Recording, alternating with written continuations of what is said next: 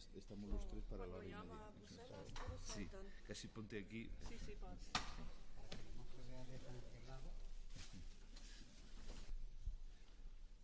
Bueno, entonces empiezas tú, después, tal y como está en el orden del programa, sí, Tomás y después Catherine. Sí, Empieza. bien. Muy bien.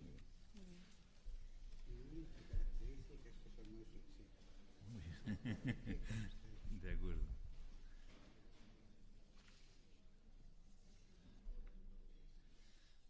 Bueno, pues buenos días. Vamos a comenzar la sesión correspondiente al día de hoy sobre gestión del conocimiento. Mi nombre es Julián Pavón, voy a ser coordinador del panel.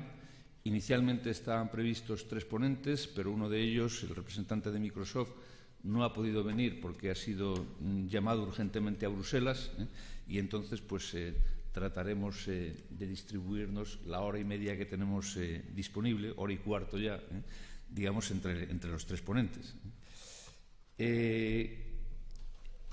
Yo estoy aquí como catedrático de la Universidad Politécnica de Madrid y responsable de CEPADE, que es el Centro de Estudios de Posgrado de Administración de Empresas de la Universidad Politécnica, que imparte 21 programas máster a distancia vía Internet desde 1993, que nos constituimos como Escuela Virtual de Negocios. Tenemos en torno a 2.000 alumnos, de los cuales 1.000 se encuentran en España y 1.000 en Latinoamérica, y más adelante quizás podamos profundizar algo más, digamos, teniendo en cuenta que vamos a disponer de algún tiempo añadido como consecuencia de la ausencia de uno de los ponentes en la propia experiencia de CEPADE. Pero como este no es el objetivo, lógicamente, de este panel, vamos a comenzar con el tema que nos ocupa, que es el de la gestión del conocimiento, dándole la palabra a don Tomás Miklos, coordinador de operaciones del Instituto Latinoamericano de la Comunicación Educativa, ILCE. Don Tomás, tiene usted la palabra.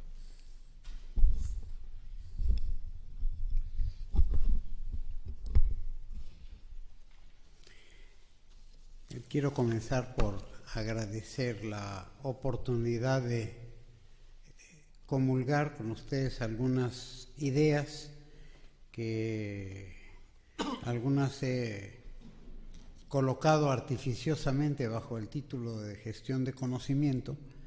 En realidad provienen de múltiples fuentes y que encajaban con la etiqueta de gestión de conocimiento, y que voy a aprovechar para comunicar y comulgar con nuestra audiencia aquí presente y nuestra audiencia virtual. Lo primero que he querido hacer es comentar que la gestión del conocimiento es el conjunto de actividades desarrolladas para utilizar, compartir, desarrollar y administrar los conocimientos que posee tanto una organización como los individuos en que éstas colaboran. De alguna manera, esta forma asociativa del conocimiento, de manera que los conocimientos, sean encaminados hacia la mejor consecución de sus objetivos.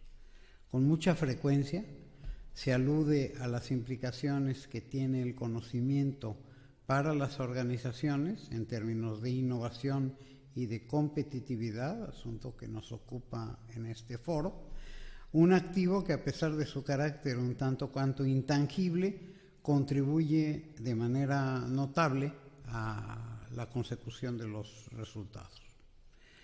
Asimismo, se le relaciona con el desarrollo de un conjunto de habilidades o de competencias esenciales, las que, por cierto, caracterizan al trabajador del conocimiento en el sentido en el que lo maneja Peter Drucker, que adquieren una dimensión clave, estratégica, para el proceso de aprendizaje organizacional y para dar respuestas proactivas a los cambios que se generen a corto y largo plazos.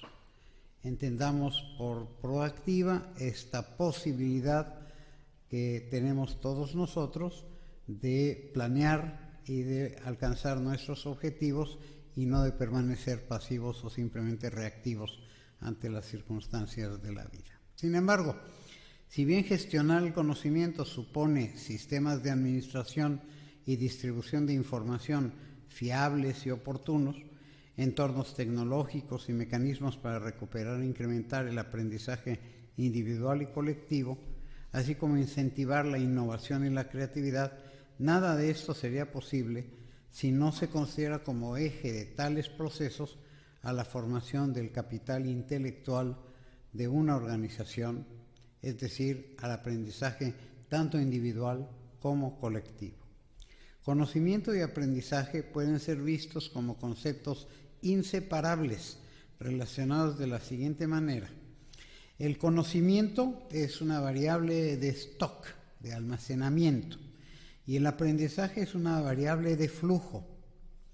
En un momento dado, un individuo o una empresa o un grupo social poseen un stock del conocimiento que puede estar cambiando, y yo diría constantemente, mediante procesos de aprendizaje. De ahí que pueda derivarse la necesidad de lo que hemos venido a denominar el aprendizaje permanente o incluso el aprendizaje a lo largo de la vida. Así, la gestión del conocimiento plantea un formidable reto para la formación, dar respuesta no solo a las exigencias del mercado laboral y a la naturaleza del trabajo en el nuevo contexto global, sino contribuir a construir una mejor formación, una formación centrada en el aprendizaje a lo largo de la vida, integral, flexible, articulada al trabajo paracurricular al alcance de todos y muy particularmente de cada vez mayor calidad. Es aquí donde las nuevas tecnologías representan una oportunidad para fortalecer como eje procesos de aprendizaje. El sujeto sustantivo de la educación es quien aprende, colocado como adjetivo tanto al que enseña como a los instrumentos que le apoyan para ello, instrumentos de enseñanza, de administración y de gestión. En síntesis, lo que estamos proponiendo, lo que estamos haciendo, es centrarnos sobre la variable aprendizaje y no tanto sobre la variable enseñanza en este duplo que constituye la educación, enseñanza-aprendizaje, ahora recargando en la balanza sobre el aprendizaje. Asunto que no habíamos conformado del todo porque parecía más fácil, por ponerlo con algún calificativo, sistematizar los procesos de enseñanza que sistematizar los procesos de aprendizaje. Hoy en día las nuevas tecnologías nos permiten precisamente sistematizar, comulgar los procesos de aprendizaje al mismo tiempo que los podemos individualizar. En este sentido, al considerar ahora al aprendizaje como el eje de los procesos educativos y de formación, es indispensable caracterizarlo por su operacionalización. En primer lugar, este deberá ser significativo, es decir, enraizarse en las capacidades, competencias, conocimientos de cada individuo quien toma el rol de quien aprende. Determinar el nivel superior a alcanzar, de ser factible de manera estratégica, y vincular el punto de partida, el nivel anterior, con el punto de llegada, el punto posterior. De manera que el proceso de aprender adquiera sentido y por lo tanto significado. Asimismo, en vista de que cada individuo tiene sus propios puntos de partida y de llegada, cada persona, así como sus estilos y sus estrategias de aprendizaje, sus procesos de formación deben contemplarse como pedagógicamente individuales y personales.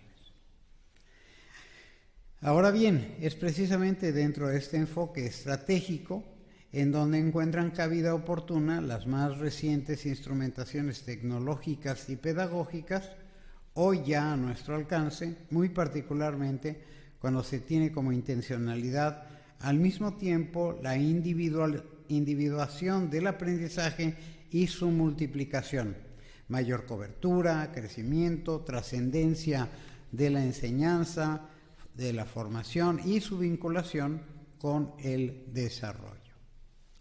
Con intencionalidad, yo diría exclusivamente mnemotécnica, hemos denominado a esta vertiente como una etiqueta así, sí, aprendo. Las siglas así, que inician esta frase, se conforman porque la A viene de aprendizaje, la S de significativo y la I de individualizado.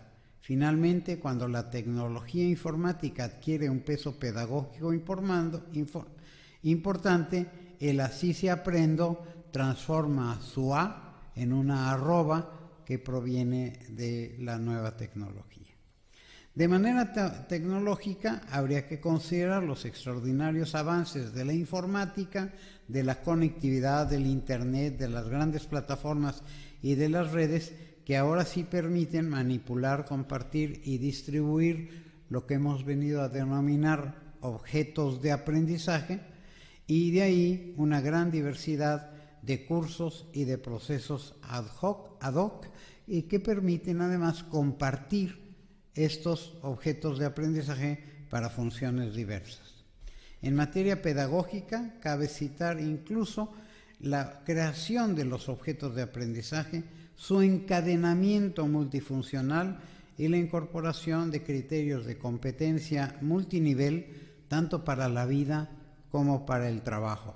Y hago esta separación porque en gran parte de la corriente que maneja competencias proviene del ámbito laboral o del ámbito empresarial prioritariamente, y que hemos incorporado en el ámbito educativo en forma más genérica, incorporando el concepto de las competencias para la vida y no solo para el trabajo. La inserción del individuo en un proceso educativo continuo en el que se renuevan y consolidan constantemente los conocimientos resultan particularmente relevantes, y de los adelantos de las nuevas tecnologías y los sistemas de formación a distancia eficaces y diversificados. Esta frase la he tomado de la documentación de la UNESCO, no es una frase propia, pero que me permite precisamente conectar el planteamiento que voy a hacer a continuación. El incremento de las nuevas tecnologías de información y comunicación, que conocemos como las TICs, en todo el mundo es una ya realidad que no puede soslayarse. Los avances de la tecnología, particularmente la informática y de sus aplicaciones educativas, son invaluables, representan aportes y potencialidades de la mayor importancia. Por supuesto que no solo se busca que se use la tecnología, pero de hecho de que tanto los profesores como los estudiantes estén cercanos y sean usuarios inteligentes de estas tecnologías. Esto permitirá que estos últimos desarrollen competencias tanto para mejorar los procesos de aprendizaje como para fomentar el desarrollo tecnológico, el uso de la tecnología propiamente dicha. La enseñanza virtual permite una supervisión individualizada. A esto me refería yo cuando ya podemos ahora sistematizar los procesos de aprendizaje, unida a una flexibilidad de la gestión del aprendizaje y a una mayor autonomía en la adquisición del saber. Más allá de las ofertas educativas institucionales, el Internet tiende a convertirse en el medio privilegiado de la autodidáctica, del suministro de instrumentos de aprendizaje informal y facilitando la creación de lo que denominamos aulas virtuales. Con Internet han surgido comunidades virtuales de educandos en todos los niveles de la educación, los que seguramente van a ampliarse y diversificarse. Han surgido instituciones importantes de enseñanza a distancia, tanto en los países industrializados como ahora, más recientemente, en los países en desarrollo. 8 de las 11 universidades a distancia, las Open Universities, como las conocemos en la literatura, existentes en el mundo, están ubicadas ya en países del sur. La experiencia demuestra que estas universidades están en condiciones de aprovechar al máximo las nuevas tecnologías. Introducir el denominado e-aprendizaje o e-learning, como lo conocemos en la literatura, para fines y ámbitos tanto de educación como de capacitación, representa una vía privilegiada, no únicamente para mejorar la calidad, la efectividad o la eficiencia de dichos procesos, sino también para orientarlos, analizarlos, organizarlos, ordenarlos y enriquecerlos.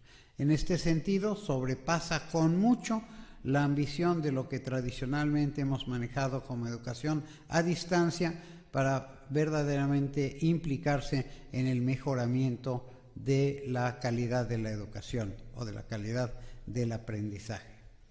Entre las ventajas que esta estrategia puede representar, voy a citar textualmente algunas de ellas. Permite reflejar y manipular la realidad de manera más completa, económica e ilustrativo que los medios tradicionales. Permite visualizar y explorar facetas de la realidad en forma muy superior al pizarrón, al gis, al marcador, al papel y al lápiz. Permite aprovechar gran cantidad de información y combinarla con estrategias de aprendizaje que contribuyan al desarrollo de competencias. Permite acceder a procesos y apoyos educativos desde cualquier lugar conectado o conectable a través de la red. Permite múltiples vías de interacción con apoyos virtuales o personales, así como con otros alumnos, profesores o tutores, aunque sean distantes. Permite accesibilidad alternativa, aun cuando no se cuente con la conectividad necesaria para su conducción integral. Permite la continua y automática actualización de los contenidos de aprendizaje, evitando, por tanto, su obsolescencia.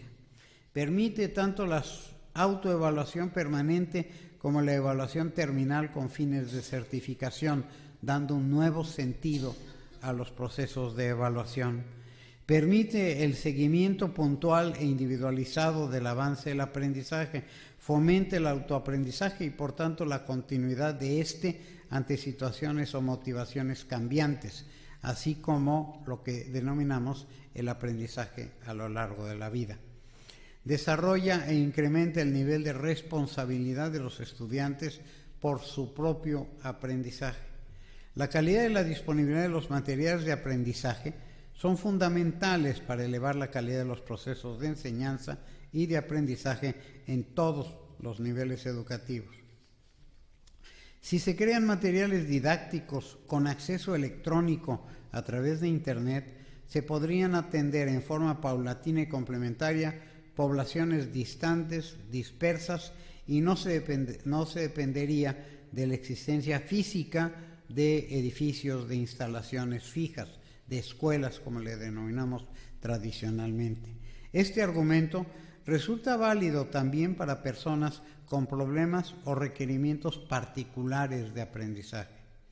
Adicionalmente, estos materiales, para diversos medios y en línea, además de sus ventajas didácticas para cada objetivo de aprendizaje, propiciarán y apoyarán el desarrollo de la competencia del uso de la tecnología, poniéndola al alcance de cada estudiante y de cualquier persona en general. Sin embargo, estas modalidades de apoyo pedagógico no son ni exclusivas ni excluyentes de otras. Tampoco necesariamente son únicas o las más indicadas para cualquier tipo de aprendizaje o de competencia. Cada caso, cada región, cada circunstancia, cada individuo, cada situación puede tener requerimientos diferentes. Así, resulta pertinente reincorporar lo que denominamos los modelos de aprendizaje en modalidad mixta, como le conocen en la literatura anglosaxona, blended learning, o sea, mezclando los diversos estrategias de aprendizaje. El aprendizaje en modalidad mixta presenta la doble ventaja de que se puede adecuar a las necesidades individuales de cada estudiante y que también permite el desarrollo de diversas competencias sociales, algunas de las cuales solo se considerarían logrables bajo un esquema de educación presencial, pero que incluso bajo este enfoque han presentado fenómenos de exclusión que con la modalidad mixta pueden verse resueltos, fenómenos que el sistema no había sido capaz de resolver y que ahora tiene el instrumental necesario para poder resolverlo. Durante el desarrollo intelectual de la humanidad, poco a poco además se fue imponiendo el pensamiento racional sobre el intuitivo, la abstracción sobre lo concreto, la lógica sobre la matemática sobre la lógica simple, sobre esta sobre la aritmética, los procesos deductivos sobre los inductivos y finalmente el positivismo y el método científico. Junto con ello, se fue prefigurando en la educación escolarizada la segmentación artificial de la comprensión de la realidad bajo la forma de disciplinas, materias y epistemas, perdiéndose con demasiada frecuencia el para qué, el sentido del aprendizaje, la visión holística de esa realidad que no está subdividida y que se representa por la totalidad, la interactividad, la complementariedad y la sinergia entre las partes. Esto había llevado tanto al divorcio entre la realidad y los conocimientos que pretendían comprenderla y comprehenderla con H, como al desmembramiento sistémico de sus partes. Conforme se acendraban las críticas generales a este modelamiento y el acentuamiento acrítico sobre el saber identificado solo con los conocimientos o con la academia, fueron sobre todo los sectores productivos y empresariales los que clamaron por un cambio radical de paradigma. En materia laboral, reclamaban al sector educativo su incapacidad para generar los recursos humanos que la empresa y la industria requerían. Preguntaban de qué sirve que un egresado de cualquier nivel educativo sepa si no es capaz de aplicar este conocimiento en el trabajo, si no sabe hacer. En múltiples instancias se llegaba a pretender y a preferir que el empleado trabajador que sí sabía hacer, preferir al empleado trabajador que sí sabía hacer, aunque no tuviera los conocimientos teóricos de los académicos. Resultaba evidente demandar que los futuros empleados, colaboradores técnicos y directivos contaran con el binomio saber hacer. Más adelante, los sectores teóricos interesados, la propia UNESCO, incorporan elementos complementarios al saber hacer, finalmente el saber ser y el saber convivir. El saber ser contempla la visión del hombre integral, como ser integral y complejo. El saber convivir incorpora la ética y los valores de respeto mutuo, de colaboración, de trabajo en equipo y de aceptación de los demás. Bajo este enfoque, cada individuo deberá saber hacer, saber ser, querer hacer, hacer con los demás y finalmente poder hacer. Este conjunto conforma las denominadas competencias, por lo tanto incorpora específicamente las competencias laborales. La definición más consensuada de competencia laboral se refiere al conjunto de conocimientos, habilidades, destrezas y actitudes que le permite asegurar a un individuo que puede realizar un trabajo y producir un objeto o un servicio que cumpla con la calidad, las reglas y las normas establecidas. Más allá, que permite que una institución o empresa asegure que dicho individuo puede realizar tal trabajo o producir tal objeto o servicio bajo dichas reglas y normas.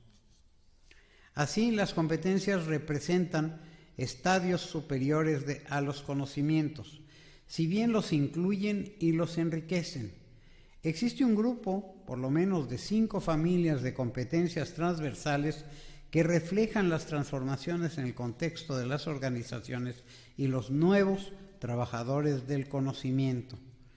Estas son las cognitivas, genéricas, intrapersonales, conversacionales, informacionales y emocionales, en las que no voy a profundizar en este momento por falta de tiempo. Por otra parte, mucho se ha hablado, y cada vez con mayor actitud, de la instalación y de la insatisfacción que los empresarios expresan sobre la capacidad y la calidad de los egresados de las instituciones educativas, añadiendo incluso la necesidad de que cada empresa deba capacitar a los egresados, para que puedan realmente brindar una contribución aceptable a la productividad, a las utilidades y a la competitividad. En algunos casos, esta brecha se ha convertido en reclamo y disgustos, en otros en paciente espera. Las más de las veces en acciones de capacitación más o menos formales, cursos e instrucciones. Con mucha frecuencia estas acciones tampoco han sido lo efectivo, lo eficiente o lo útil que se había pensado o que sería deseable. Esto solo llevaba a alargar el periodo de adaptación o de adecuación de cada empleado. La discusión y los reclamos continúan dejando en el aire la gran pregunta: ¿qué tanto la educación formal, de cualquier nivel educativo que se trate, debería focalizar y garantizar sola y solamente el dominio de competencias específicas para el trabajo, para cada trabajo? Y por otro lado, ¿qué parte de esta función debería estar en manos de la empresa y cómo hacerlo? En términos más globales, ¿qué tanto los sistemas escolarizados formales y qué tanto los empresariales deberían contribuir a un mejor posicionamiento de un país en términos de competitividad? ¿Cuál es el rol y la responsabilidad de cada uno de estos dos actores sociales en el desarrollo nacional, sectorial, regional, empresarial e incluso el personal? Así pues, consideramos que la educación formal corresponde al sector educativo, compuesto tanto por la educación oficial a cargo del Estado como por múltiples instancias educativas del sector privado. Todo ello desde los niveles de educación básica hasta los de educación superior o de posgrado. En cambio, la capacitación como tal compete prioritariamente a las empresas y a los organismos especializados, públicos o privados, que otorgan o hasta comercializan este servicio. Al primer grupo lo denominaremos de ahora en adelante modelo curricular y al segundo paracurricular. Desde un acercamiento estructural, la empresa asume por su propia conveniencia y ventaja competitiva la responsabilidad de la capacitación, la actualización y la formación permanente de sus empleados. La puede desarrollar o impartir por cuenta propia o puede incluso adquirir para ello los servicios especializados de terceros. Transita, por lo tanto, por la vertiente paracurricular de la formación, con exagerada frecuencia deformada por intereses de carácter exclusivamente mercantil. Conclusión. Ante el imperativo de adecuarse y evolucionar para que el sistema formativo, tanto escolarizado como no escolarizado, logre que las personas puedan desarrollar al máximo sus capacidades y contribuir al desarrollo, debemos reconocer que aún falta mucho por hacer para enriquecer las actividades pedagógicas con apoyos precisamente procedentes de las TICs, en especial quizá de la red del Internet.